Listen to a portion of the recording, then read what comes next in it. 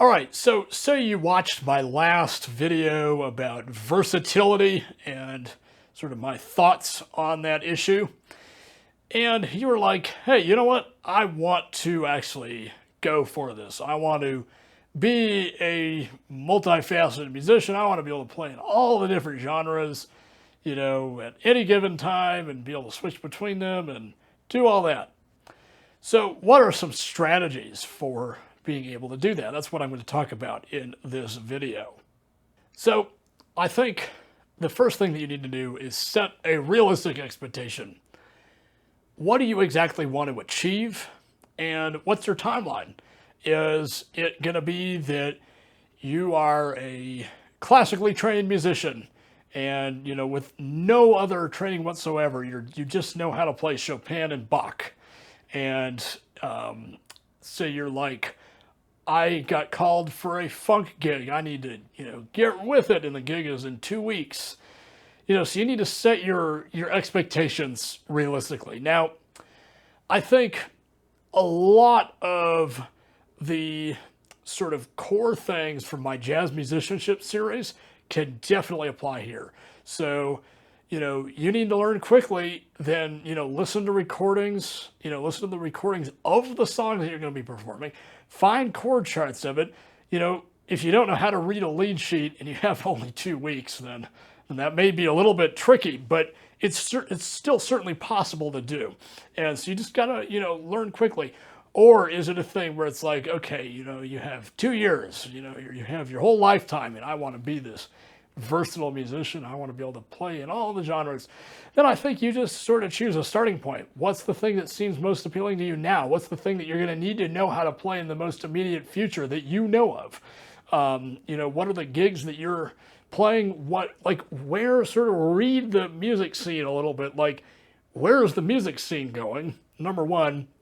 And in your involvement in the music scene, if you are involved in the music scene, how is your involvement shifting, if at all? Because if it's shifting towards, I'm going to play in pit orchestras, then you better know how to sight read. Or, if it's like, it's shifting a little bit away from classical music, or it's shifting, you're a jazz musician and it's shifting towards you playing rock and roll, or you playing funk, or you playing Latin music, and you got to have those montunos down, So I think, look at that stuff and figure out a starting point from there. Then, once you've identified that starting point, then I think it's appropriate to then just jump in, listen to recordings, find transcriptions of the songs. I think in the context of rock and roll and pop, if you're going to be one of those people playing the casino gigs, what they're going to want to see is that you have all the lines perfectly down. In that way, it's a lot like classical music. It's, that you have the lines down, that you have the exact, sometimes even the exact voicings of the chords, so that it's, when they're performing it, it sounds like, the music that the general public is used to hearing, because this is popular music, that it sounds like the music that they're used to hearing, and it sounds like the version of the song they're used to hearing, so that they can dance to it, if that's what it is. So I think that's one really, really important thing in the pop tradition that you have to be aware of. You can't just, play the chords. You can't just sort of fumble around like you may be able to get away with in jazz. You can't do that as much. It's a lot, a lot stricter. It's like you got to play the song. If they're expecting to play, Goodbye Yellow Brick Road by Elton John, you got to play Goodbye Yellow Brick Road. You got to play the song in the way that they know. So that way it's a lot like classical music, looking at a score and learning all the notes. It is different than that in a lot of different ways, but that's just one example. So, you got to be, pretty thoughtful of that kind of stuff. I think if you're going the way of, classical to jazz, like really big picture things, like I'm a jazz musician and I want to learn classical music. That's the camp that I was in. I guess I'm still in that camp because that was my first training was in jazz, and classical came second. Or you're like a classical musician, that's where your training is, and you know how to play Brahms, and Bach and, all those composers, and you're like, oh, I want to learn jazz. And I've made a video about learning jazz if you want to check that one out, but that serves as a good example because it's like, these are two really, really broad musical traditions that are pretty different in a lot of ways, but are also similar, but they're also very different. So if you're in that situation, maybe it's appropriate to find a teacher, and you're like, okay, well, I'm going to be playing jazz, and all my training is in classical music, and I want to play jazz, and so that's maybe a time to find a teacher.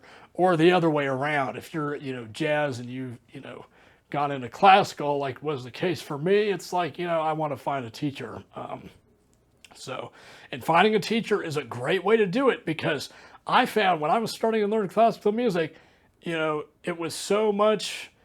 I was so much on my own. I was like, I don't know what I'm doing. Then I started studying with somebody who could teach me that, and it's like, okay, now it all makes sense to me. So that is finding a teacher, really, really important. I think the other thing is getting used to all the nuances of the tradition. If it's like country music, I'm sure there are. I've never actually performed country music, but that actually is a good example, because there are a lot of different nuances in country music. There are lots of different types of country music. It's like, if that's what you're going to be performing, then, you have to get all the nuances of that genre. If it's Latin music, the tumbao and the montuna and the cascara are just the surface. There's, all that stuff that's underneath that all has to lock into place perfectly for it to sound good. Latin music is very interesting. If you want to see a video about Latin music, I would be happy, and I would totally want to make that video, because that Latin music is a lot of fun, and it's very, very difficult.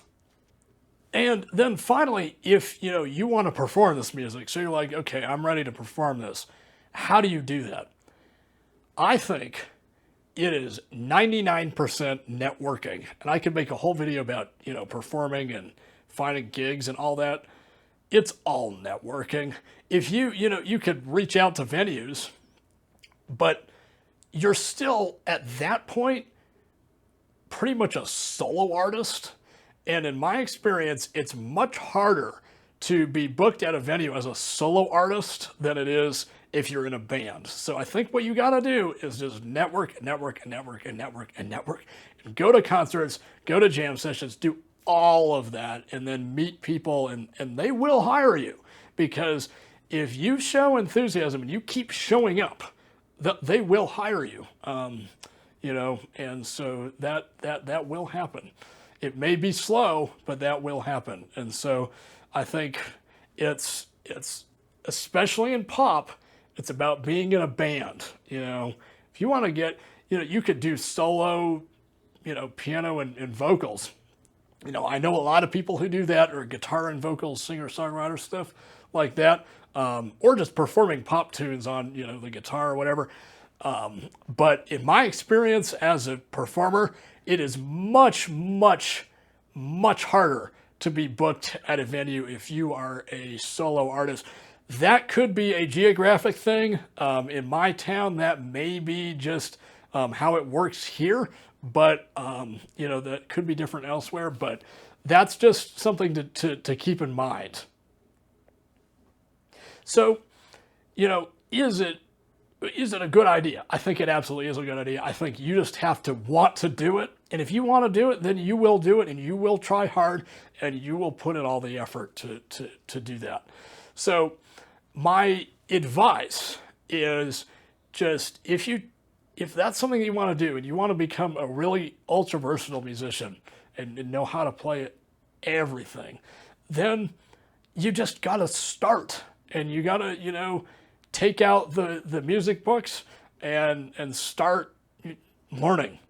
Take out the scores, listen to recordings, do all that, so you get all the intricacies.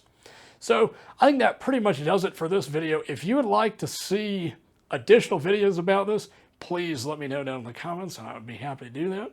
I have some very interesting videos planned for the next couple of weeks, so look forward to those. And with that, thank you for watching. Please like this video, subscribe to this channel, do all of that. and have a good day.